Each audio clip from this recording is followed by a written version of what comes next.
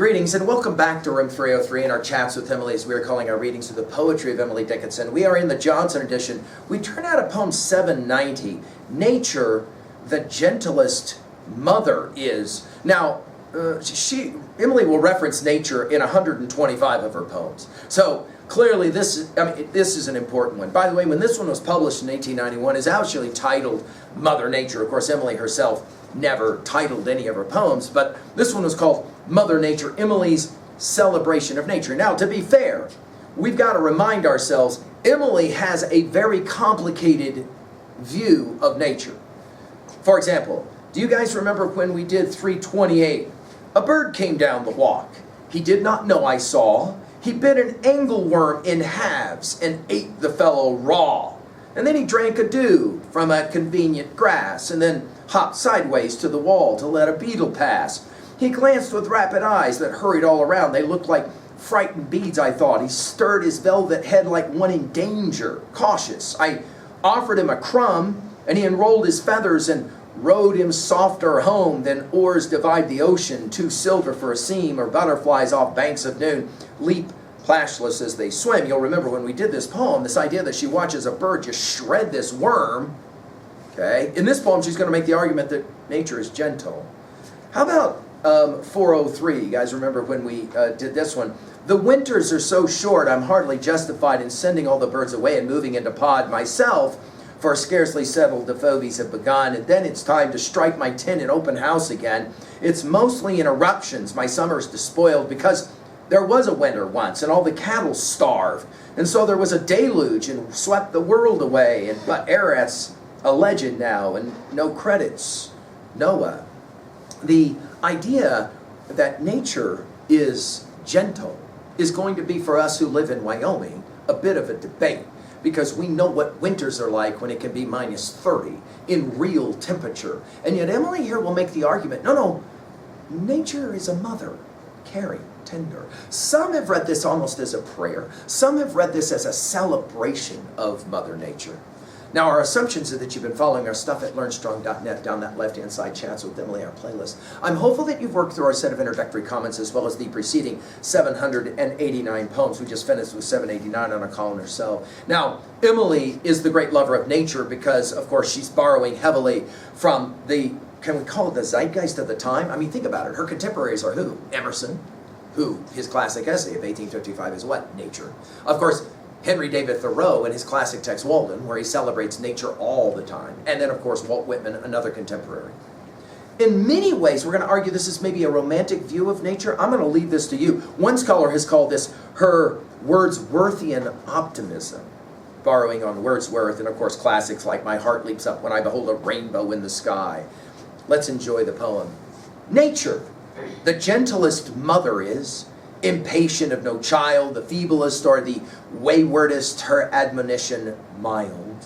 In forest and the hill by traveler be heard, restraining rampant squirrel or too impetuous bird.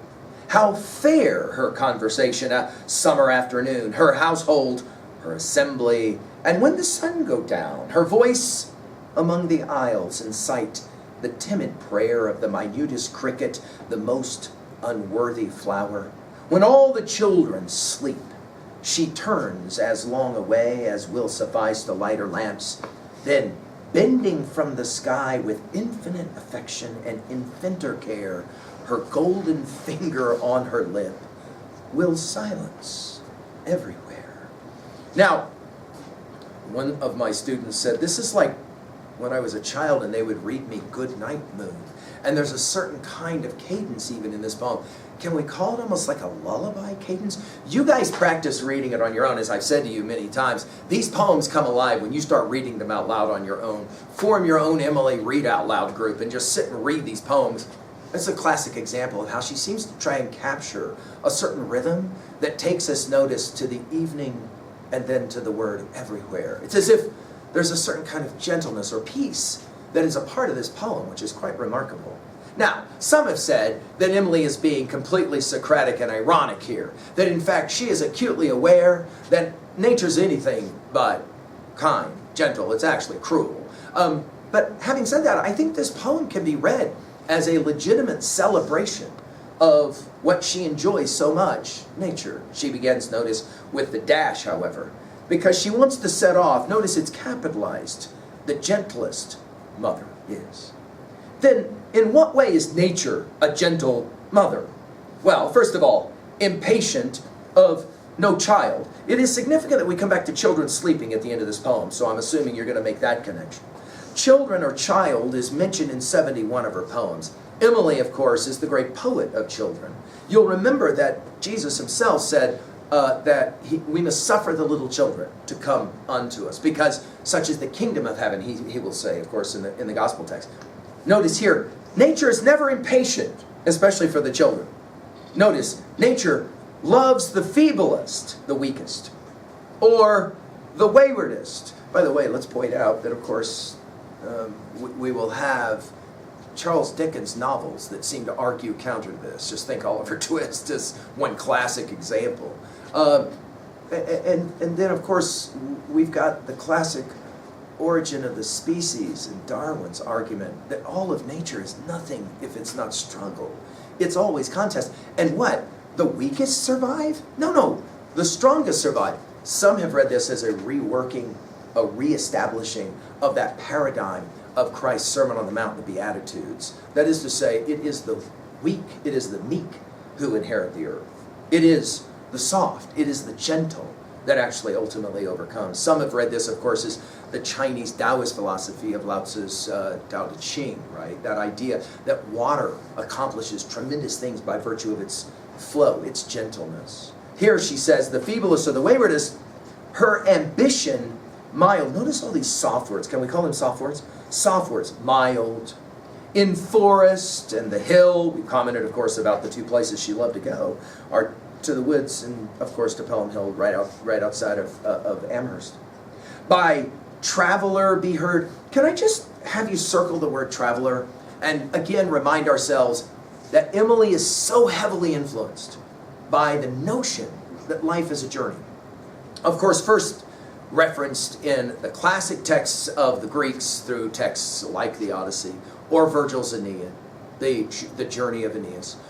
Of course, you can think about it in the classic Christian text that she was so influenced by, Pilgrim's Progress, the second most read, scholars believe, book in the English language. Think about that.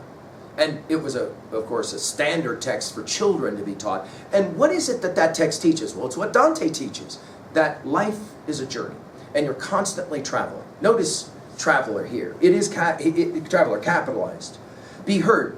Restraining rampant squirrel. Notice all of the alliterative power here. Restraining rampant squirrel or too impetuous bird. Well, again, we've got to go back to our reading of the 328 poem, right? That bird just shreds the worm, doesn't he?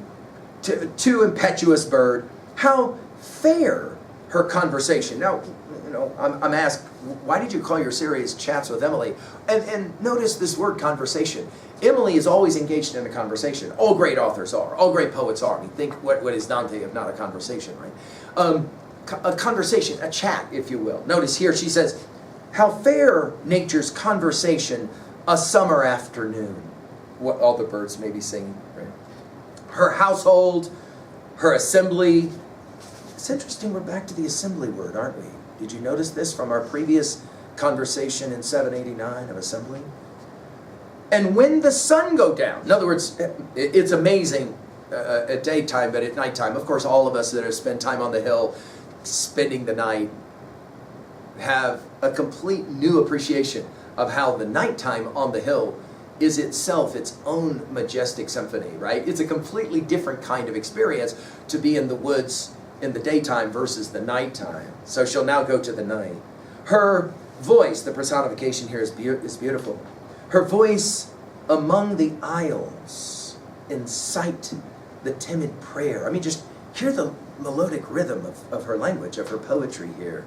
Her voice among the isles incite the timid prayer. Many have read this poem as a prayer. Of the minutest cricket. So notice we'll go through the birds, the squirrels, the birds, and now we're to the crickets, right? The crickets, of course, awaken in the nighttime, especially where she lived in Amherst. You could hear them all night long. Of the minutest cricket, the most unworthy flower.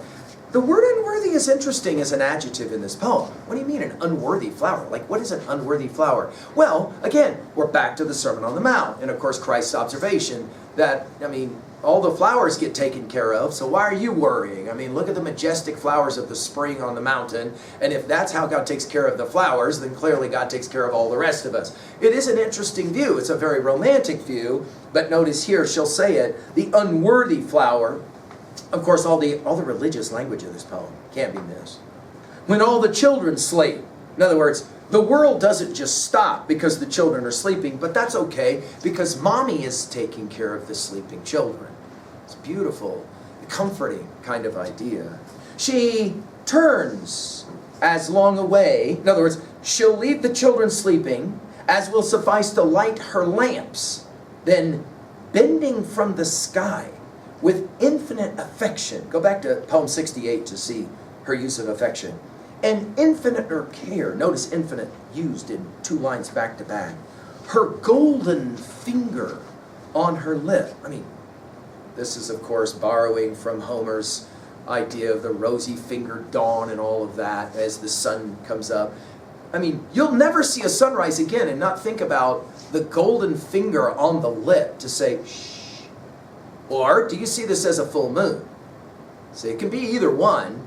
Wills silence everywhere. Which is funny, because she's been talking about all the noises. And then all of a sudden there's this sense of serenity, peace, silence.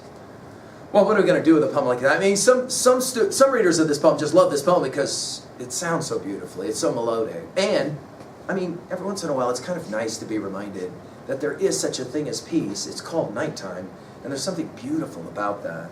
At 2a, well, I think her argument is that Mother Nature is worthy of respect. Although never using the word respect, you can tell that in this poem, I'm going to assume that you can tell, that there is a sense of respect for Mother Nature, right?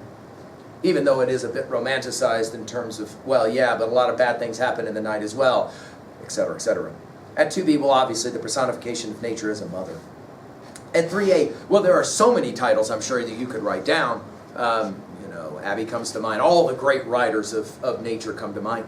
I just would challenge you to go back and do our study of Thoreau's Walden again. And just find the passages in Walden where Henry David Thoreau is playing a very similar kind of game. Celebrating or personifying nature as being a provider, a protector in some way. Finally, at 3b, so what are your thoughts? Is Mother Nature more of a mother or a mother something else? I'll let you guys decide. Thank you.